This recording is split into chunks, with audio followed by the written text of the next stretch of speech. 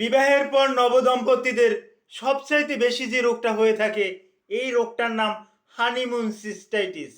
এই হানিমুন সিস্টাইটিসটা কি, এটা কেন হয়, কি কারণে হয়, এর চিকিৎসা কি, কি জীবাণু দিয়ে হয়, এ ব্যাপারে আমি বিস্তারিত আলোচনা করব। তো দেখার আমন্ত্রণ রইল। আসসালামু আলাইকুম রহমতুল্লাহি ওবরাকাতুহু। আমি ডাক্তার মীর শহীদুল ইসলাম। আমার চেম্বার শুভেচ্ছা 255, ঐতিহ্যবাহী শেখঘাট, সিলেট। জি, এই মুহূর্তে আমি আলোচনা করব হানিমুন সিস্টাইটিসের উপরে। এখন হানিমুনটা কি?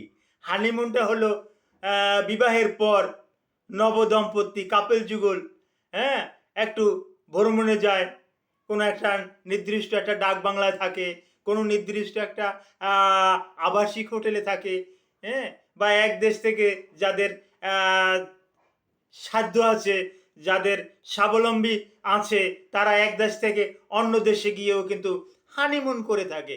এই হানিমুন এটা কি হানিমুন বলে। তো এই হানিমুনের পরিপ্রেক্ষিতে নবদম্পতিরা বেশ একটা সময় পায় এবং তাদের বারবার ইন্টারকোর্সের ইচ্ছা জাগে। একবার ইন্টারকোর্স করলো, এরপরে কিছু সময় যেতে না যেতেই আবার যৌন মিলনের একটা আকাঙ্ক্ষা তাদের ভিতরে অটোমেটিক্যালি তৈরি হয়ে যায় এবং তারা যৌন মিলন করে এবং কাপেল যুগল স্বামী স্ত্রী উভয়ের সম্মতিতেই এই কাজটা হয়ে থাকে। কিন্তু সমস্যাটা ওখানেই, এই এই বারবার যদি এরকমের ইন্টারকোর্স করে, তাহলে এই যে প্যানিস বা পুরুষাঙ্গ, এই পুরুষাঙ্গের ঘর্ষণের পরিপ্রেক্ষিতে ভ্যাজাইনা, এই ভ্যাজাইনায় কিছু ল্যাজারেশন হয়, মানে কিছু আলচার হয়। এই আলচার হওয়ার পরিপ্রেক্ষিতে এখানে ওই বিশেষ করে মহিলারা বারবার চুলকাইতে থাকে। আর চুলকানিটা তো এই নিচ থেকে উপরের দিকে উঠায়, হ্যাঁ, উপর থেকে যে নিচের দিকে চুলকাবে, এটা যে নিচের দিক থেকে উপর দিক থেকে যে নিচের দিকে চুলকাবে, এরকম একটা সিস্টেমও নয়, যার পরিপ্রেক্ষিতে নিচের দিক থেকে উপরের দিকে চুলকাই উঠাচ্ছে। আর নিচের দিকে থাকছে কি, এটার আমি পূর্বে কিছু ভিডিওতে আলোচনা করতেছি। নিচের দিকে ওই ভ্যাজাইনা ছাড়াও আরও একটা অর্গান আছে, আরও একটা ছিদ্র আছে, যেটাকে আমরা অ্যানাস বলি। এই অ্যানাস বা পায়ুপথ, এই পায়ুপথের আশেপাশে থাকছে ইকোলাই নামক একটা ব্যাকটেরিয়া। এই ব্যাকটেরিয়া অত্যন্ত ডেঞ্জারাস। এই ইকোলাইটা আস্তে আস্তে করে উপরের দিকে উঠে, বিশেষ করে মহিলাদের যে ইউরেথ্রা আছে, মানে মূত্রনালীর যে ছিদ্র আছে, ওই ছিদ্র দিয়ে এ অটোমেটিক্যালি এই ইউরিনারি ব্লাডারে চলে যায়। হ্যাঁ, আবার ইউরিনারি ব্লাডার থেকে আবার ওখান থেকে ইউরেটর দিয়ে ওই রেনাল পেলভিসে চলে যায়, কিডনিতে চলে যায়।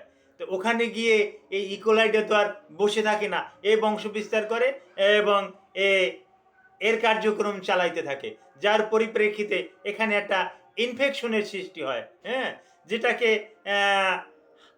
হানিমুন সিস্টাইটিসটাই one kinds of UTI, urinary tract infection. এটা আপার ইউটিআই হতে পারে, লোয়ার ইউটিআই হতে পারে।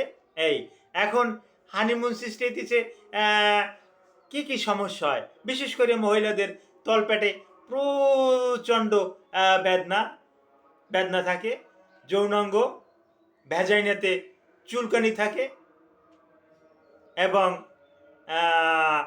প্রচণ্ড জ্বালাপোড়া করে, ফোঁটায় ফোঁটায় পেশাব হয়, পেশাব করতে কষ্ট হয় এবং শরীরে একটু জ্বর থাকে। এটা মহিলাদের ক্ষেত্রে। পুরুষদের ক্ষেত্রেও এরকমের, যেহেতু মহিলাদের এই ভ্যাজাইনায় এর আশেপাশে যেহেতু অলরেডি ইকোলাই নামক জীবাণুটা অলরেডি ছড়িয়ে গেছে, বসবাস করতেছে, এমতো অবস্থায় পুরুষ যখন তার সাথে যৌন মেলামেশা করে, ইন্টারকোর্স করে, তখন পুরুষের ইউরেথ্রা ওরিফিস দিয়ে, পেনিস দিয়ে অটোমেটিক্যালি তারও ইউরিনারি ব্লাডার থেকে ইউরেটর দিয়ে রেনাল পেলভিস অর্থাৎ কিডনিতে এটা আস্তে আস্তে করে ছড়িয়ে যায়, তখন বড় ধরনের সমস্যা হয়। তো এই সমস্যাটা বড় ধরনের সমস্যা, এটা যত আগে ভাগে চিকিৎসা করানো যাবে তত ভালো। আর চিকিৎসা করালেও অনেক সময় আবার রিকারেন্ট হানিমুন সিস্টাইটিসটা আবার রিকারেন্ট হতে পারে, যার পরিপ্রেক্ষিতে অভিজ্ঞ চিকিৎসক দিয়ে এর চিকিৎসাটা করাতে হবে। এর চিকিৎসাটা কি? এর চিকিৎসাটা মূলত কালচার টেস্ট করার পরে অ্যান্টিবায়োটিকটা নেওয়া উত্তম। আর হিস্টোরি নিয়ে যদি দেখা যায় যে না, তারা পূর্বে কোনো একটা অ্যান্টিবায়োটিকের সাথে সম্পৃক্ত না, অ্যান্টিবায়োটিক খায় না, তাহলে কালচার টেস্ট ছাড়াই তাদেরকে এই হানিমুন সিস্টাইটিসের জন্য যে অ্যান্টিবায়োটিকটা প্রযোজ্য, এরকমের অ্যান্টিবায়োটিকটা দেওয়া যায়। মূলত এখানে কুইনোলোন ডেরিভেটিভ ড্রাগ দিয়ে চিকিৎসা করাটাই অতি উত্তম। কুইনোলোন ডেরিভেটিভে যদি সংবেদনশীলতা থাকে তাহলে সিফালোস্পুরিনও দেওয়া যেতে পারে। তো হানিমুন সিস্টাইটিস এটা যদি কারো হয়, তার পরিষ্কার পরিচ্ছন্নতা এবং বিশেষ করে যৌনাঙ্গ পরিষ্কারের সময় উপরের দিক থেকে টিস্যু পেপার উপরের দিক থেকে নিচের দিকে টানবে, হ্যাঁ, শৌচ সবসময়ের দিকে উপর থেকে নিচের দিকে শৌচ করবে, হ্যাঁ, এই কার্যকলাপটা করবে, তাহলে এখান থেকে রক্ষা পাওয়া যাবে। Thank you all.